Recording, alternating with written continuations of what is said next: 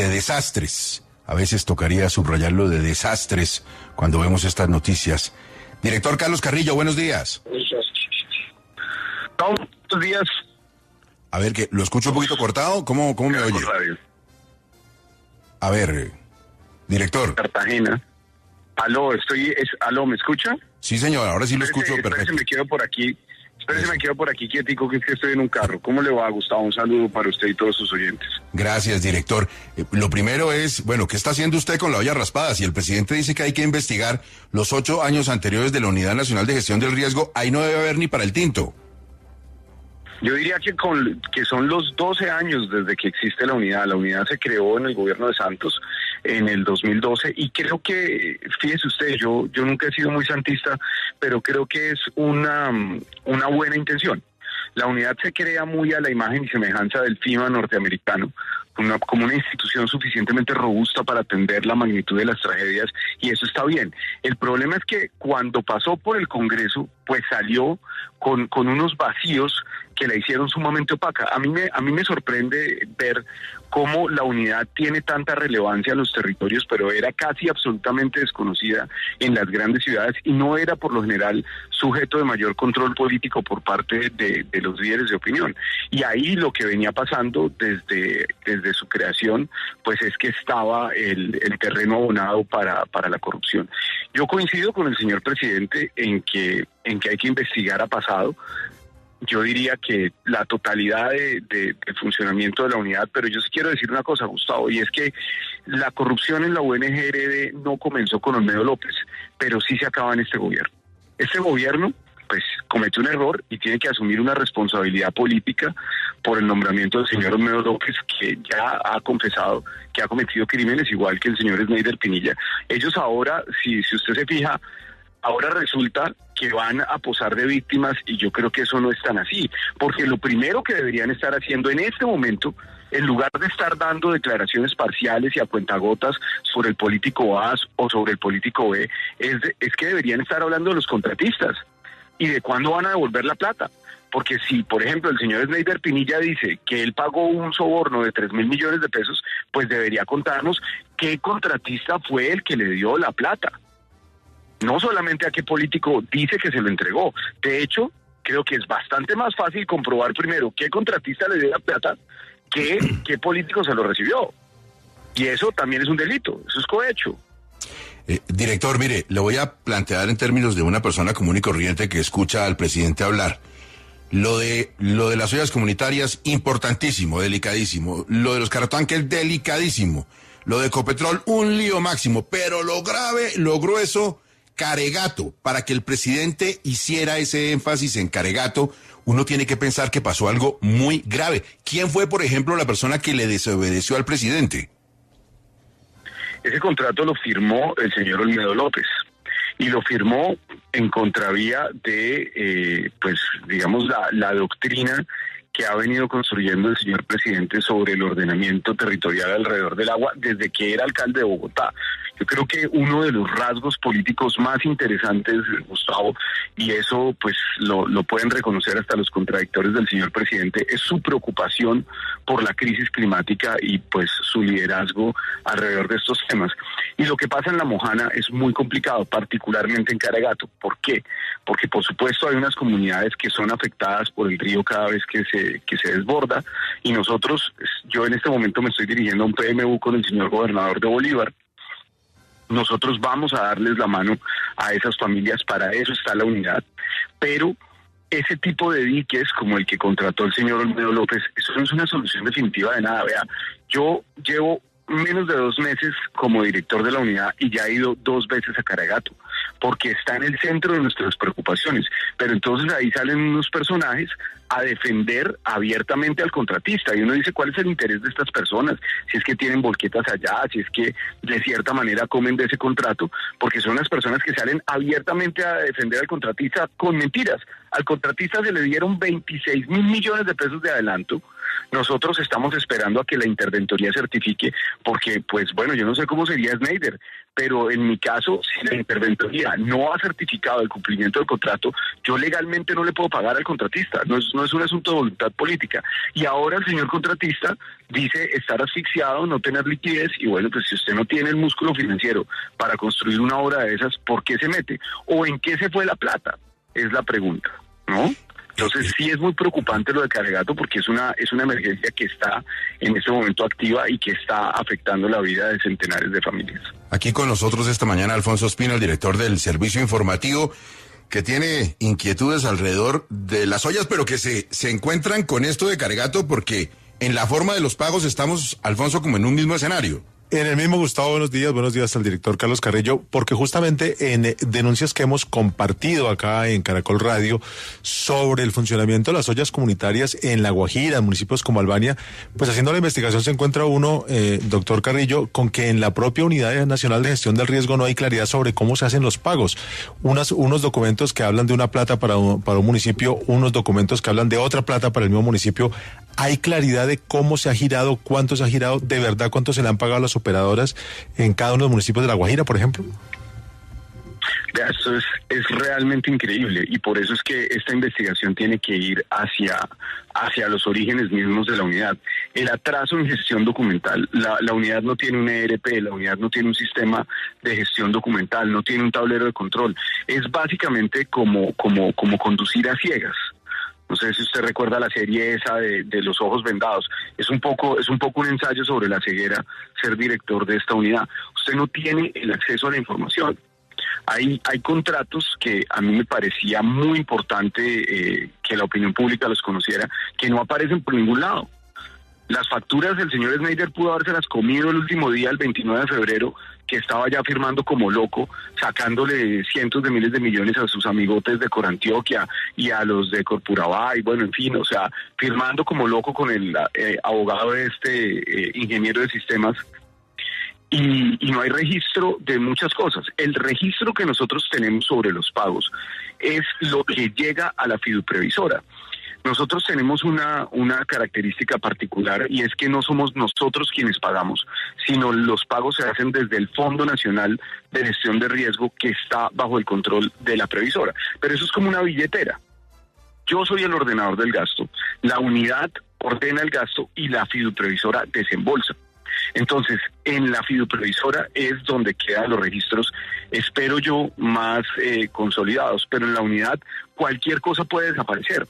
No hay trazabilidad alguna de los documentos oficiales que se emiten, es una cosa de locos.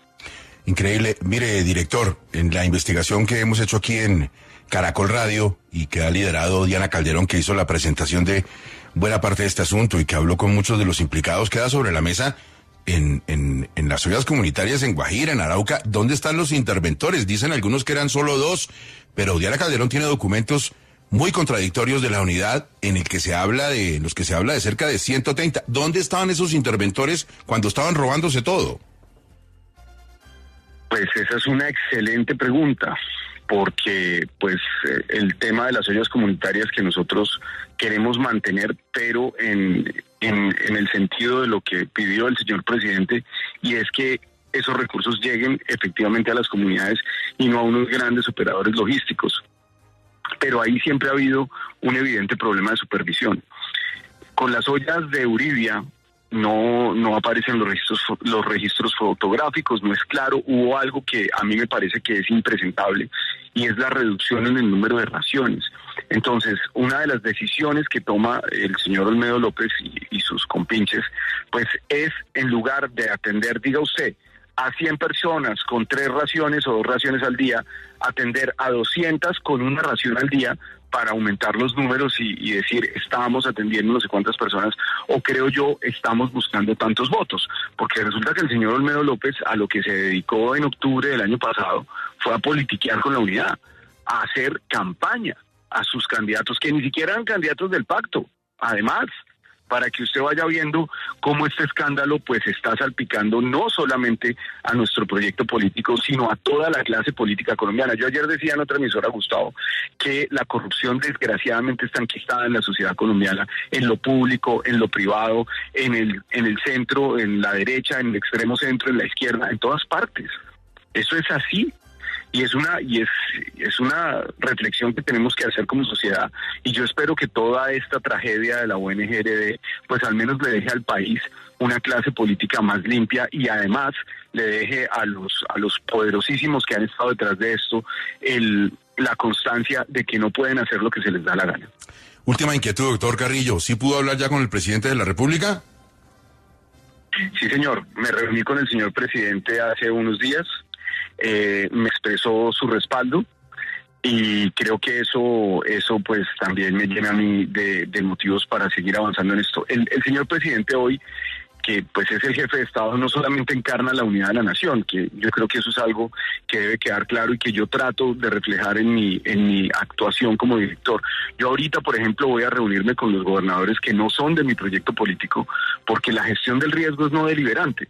La gestión del riesgo no puede ver ningún tipo de matiz político, a pesar de que yo tengo muy claro en qué lugar del espectro político estoy. Pero cuando se trata de salvar vidas, pues hay que apelar a esa figura justamente de unidad de la nación que representa el señor presidente. Y pues que él me pida que yo siga abriendo esta caja de Pandora, revelando lo que encuentre, pues me llena de motivos para seguir. Por supuesto que él está muy preocupado por esta situación, y yo creo que si algo ha demostrado el señor presidente a lo largo de su carrera política es que no le tiembla la mano para luchar contra los corruptos, pero de verdad, y contra los de su propio partido. Acuérdese usted lo que pasó con el Polo, que hasta hoy, tantos años después, todavía el MOIR, por ejemplo, sigue con ese resentimiento en contra del señor presidente porque fue capaz de criticar y de denunciar a Samuel Moreno, que era miembro de su propio partido. Esas cosas han sido una constante en su carrera política, y no tendría por qué ser la excepción hoy, que es el presidente de la República. Doctor Carrillo, muchas gracias, muy amable. Bueno, Gustavo, un saludo para todos sus oyentes esta vez. 724. Todo lo de los carrotanques y todo lo de las ollas comunitarias se lo robaron en el gobierno de Gustavo Petro, con funcionarios nombrados por Gustavo Petro. Así que ese amago de echar el agua sucia a otros no le luce al señor presidente de la República. Entre otras cosas, Alfonso, oyendo ayer al presidente y escuchando al doctor Carrillo, metida la fiduprevisora, ¿y cómo se le ocurre al presidente entregarle la salud de los maestros? Pues es una contradicción de las grandes que planteó la intervención del presidente, porque justamente allá en la fiduprevisora, lo acaba de decir Carlos Carrillo en la entrevista con nosotros, es donde se están haciendo giros que todavía no se está explicando a ollas comunitarias en Arauca, por ejemplo, en donde no les pagan a las manipuladoras, en Albania, en donde no llega la comida, y ahora es la entidad que va a manejar, lo dijo el mismo presidente ayer, que tiene unas dudas enormes de su trabajo, y ahora va a manejar toda la salud de los maestros y de sus familias, y pues habrá que explicar mucho de cómo está manejando esos recursos y cómo va a asegurar que la salud de los maestros se cumpla, porque como usted decía, Gustavo, Olmedo López fue nombrado por este gobierno, y hay que acordarse que no solo estuvo acompañando a Gustavo Petro este gobierno, Olmedo López estaba en la campaña de Gustavo Petro 4 años antes, cuando perdió la elección con Iván Duque, así que no era una persona que acabaran de conocer tampoco. Sí, no llegó como en avioneta. Bueno, no hablemos de la avioneta. Déjeme saludar a esta hora al señor Procurador Delegado para Asuntos Ambientales, Gustavo Guerrero. Procurador, gracias por acompañarnos en 6 AM esta mañana. Buenos días. Buenos días, Gustavo, ¿cómo está? Bien, procurador, pues preocupados con muchas cosas, pero específicamente en lo de Caregato, de acuerdo a las declaraciones del presidente de la República en su alocución. ¿Qué han podido ver ustedes en la Procuraduría?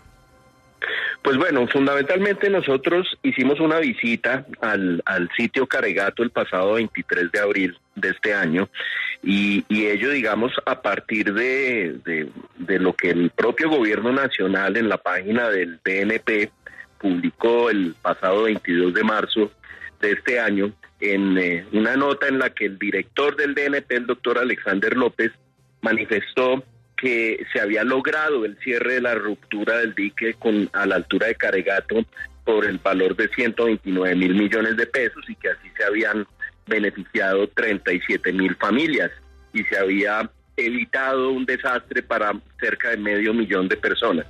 Pues la verdad las conclusiones son preocupantes porque nosotros evidenciamos que el dique de protección no se encontraba construido en su totalidad, todavía estaba un tramo de 150 metros en el que no se evidenciaron los geocontenedores que se vienen utilizando para dar el cierre completo a la estructura de protección, y adicionalmente pues ya se evidenciaban en ese momento de esta visita, el pasado 23 de abril, algunas filtraciones de agua, lo que pues obviamente podría llegar a comprometer toda la estructura. Pero hay otro elemento adicional, y es que la cota de diseño del dique, que es la altura, era de 35.5 metros según los diseños, y la estructura construida, como se logró evidenciar, tenía una altura solamente de 34 metros, es decir, que estaba 1.5 metros por debajo de esa cota de diseño que se había planteado. Y en ese sentido, pues fundamentalmente, ante ya la presencia de filtraciones, lo que se hizo allí en campo fue exhortar directamente al contratista y al interventor para que redoblaran los esfuerzos, duplicaran las brigadas de trabajo y la destinación de la maquinaria correspondiente.